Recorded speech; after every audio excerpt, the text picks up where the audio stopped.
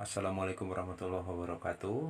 Teman-teman, kita berbagi pengalaman cara pembuatan atau proses pembuatan batu nisan berbahan keramik. Pertama-tama kita setting dulu untuk menghasilkan mal ya, yang akan dibuat untuk mal cutting.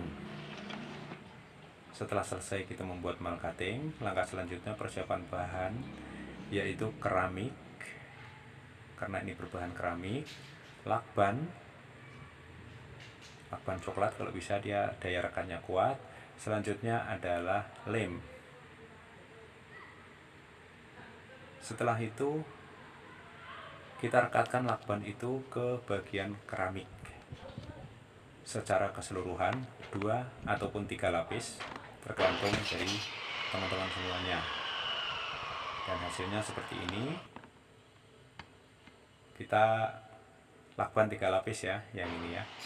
Selanjutnya adalah oleskan lem secara merata ke bagian yang dilakban untuk kemudian menempelkan mal tersebut di bagian keramik yang sudah diolesi lem. Tekan secara merata agar nanti proses cutting banyak kemudahan atau mudah cutting, tidak ada kendala. Ya seperti ini teman-teman, oleskan secara merata. Selanjutnya adalah cutting di bagian mal tersebut secara keseluruhan.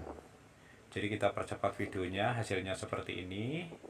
Nanti teman-teman bisa melihat ya bagian-bagian yang sudah di cutting secara keseluruhan. Nah seperti ini teman-teman. Selanjutnya adalah melanjutkan cutting di bagian yang mal yang lainnya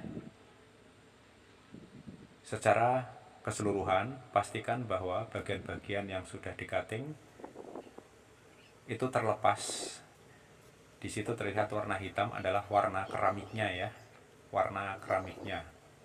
Lakukan cutting itu secara keseluruhan bagian yang ada di mal. Gunakanlah penggaris, hati-hati dalam menggunakan cutter karena ini benda tajam, supaya tidak terjadi sesuatu. Jadi pastikan semuanya itu terbuka. Dan selanjutnya adalah membuka bagian kertas yang menempel itu dari lakbannya, dan sambil memeriksa bagian-bagian mana yang belum di cutting, sambil memeriksa apabila ada huruf-huruf yang salah. Jadi sebelum proses sandblasting. Ini persiapan proses sandblasting manakala sudah sempurna. Sandblasting adalah proses di mana kita menyemprotkan pasir ke bagian keramik atau bagian yang sudah dikupas. Karena di situ malnya sudah dilepas, jadi akan terlihat bagian-bagian mana yang harus di sandblast. Pastikan sandblast itu merata tebal tipisnya dan kedalamannya. Hasilnya seperti ini teman-teman. Seluruh bagian sudah di sandblast seperti ini. Ya, sambil kita periksa bagian-bagian mana yang kurang dalam ataupun dangkal. Selanjutnya adalah painting. Painting adalah penyemprotan warna ke keramik yang sudah di sandblast tadi sampai kering ya teman-teman. Langkah selanjutnya adalah membuka bagian lakban yang tadi sudah dicat kering.